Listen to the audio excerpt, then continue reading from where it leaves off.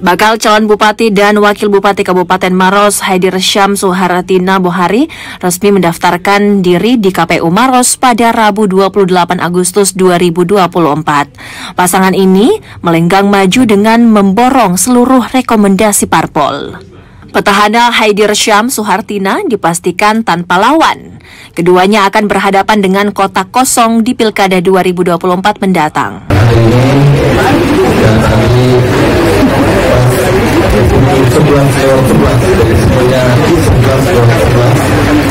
Itu langsung silon KPU kita sampaikan bahwa yang mendamping ini memang adalah koalisi yang bersama, koalisi kebersamaan karena diantar oleh 16 partai politik.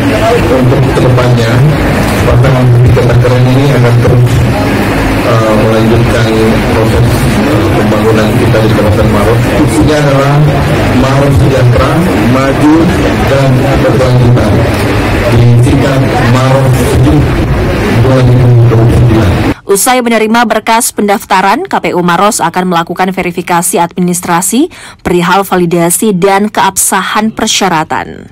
Kita sudah melakukan menerima. Untuk verifikasi yang kami lakukan itu baru seputaran ada untuk kesehatan. Verifikasi berikutnya itu di verifikasi administrasi, disitulah kami akan melakukan verifikasi lebih jauh tentang validasi dan keabsahan dokumen-dokumen yang ada. Dan jika terjadi misalnya kekeliruan atau ada yang butuh ditambahkan, itu masih ada kesempatan di perbaikan dokumen. Haidir Syam dan Suhartina Bohari menjabat Bupati dan Wakil Bupati Maros periode 2021-2024. Mereka kini maju dengan dukungan 16 parpol.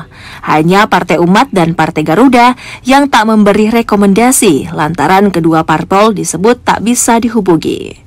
Tim Liputan Kompas TV Maros, Sulawesi Selatan.